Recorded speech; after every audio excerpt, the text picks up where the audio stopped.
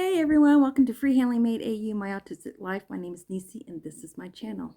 I have a finished object. Y'all have been watching my journey on this blanket and it's done. I will have pictures in this video. But here it is. It's finished, you guys. Alright, so the measurements of this blanket. The measurements of this blanket is about 52 inches by 54 inches. It's definitely bigger than a wheelchair blanket because I did it according to my uncle's measurements. He's a little tall and he doesn't like full blankets because he likes his feet to be uncovered when he sleeps, and so I think this is gonna, according to his measurements, I think this will be perfect for him. He picked out this yarn, by the way, you guys, and I don't know where my ball bands are. I want to say, oh, hang on, I think that's it over here.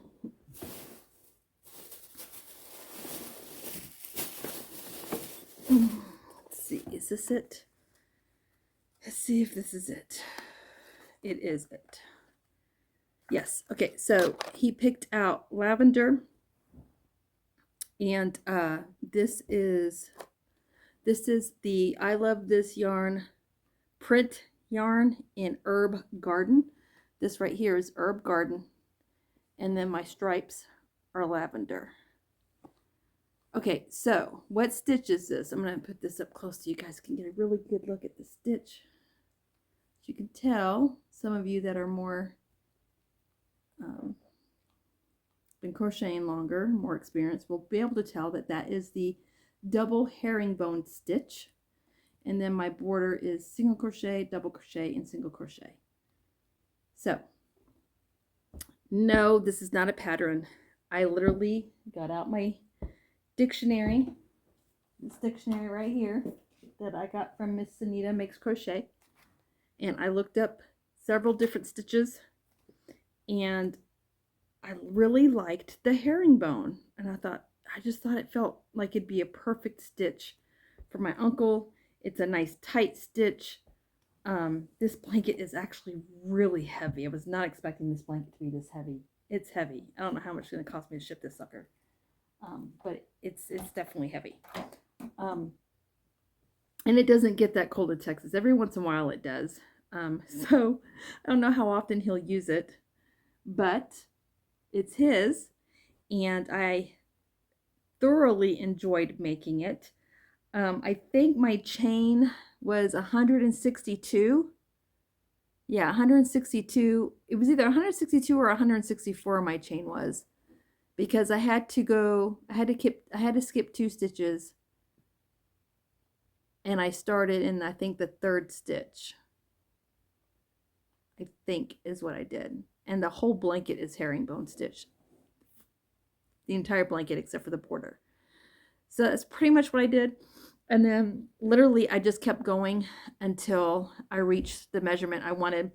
And what I did was I did 10 rows of the variegated of the print, and then I did my stripe. Two rows of lavender, 10 rows of the Herb Garden, 2 rows of lavender, 10 rows of Herb Garden, and I made sure I ended the way I started, which was the Herb Garden. So it's actually got 9 lavender stripes. I was going to do 10 lavender stripes, but my blanket would have been too big, and literally I barely have any of this yarn left, so I would have ran out of yarn. I did, let's see, how many skeins of this? This was 8 skeins of the Herb Garden print. And then I went through a full skein of the purple lavender. I love this yarn. And a little bit of the second. So I think I actually have enough lavender yarn. I could actually probably whip up a beanie and still have a little bit of yarn left. So I won't be able to do a huge project with it, but I could squeeze out a beanie with it, and I may decide to do that. We'll see. I'm not sure. I may just keep it for scrap. and for, I don't know, maybe a granny square project or something. I don't know. But anyway, it's done. It's done. I started this in October, and I had to put it down and pick it back up a couple times because I had some commission projects I had to do, and then I had the elf hats for my coworkers that I whipped up, and then I had Christmas gifts that I needed to do for two beanies that I needed to do for my sister-in-law and my brother. And then I had, I think, a couple of commissioned projects too that I had to get done. So I didn't get to work on this nonstop. But once I did get my hands on it and I could work on it nonstop, I think the blanket was halfway done a week ago. And you see how much I got done. So there you go. You can do the math. What's half of 54 inches? The length is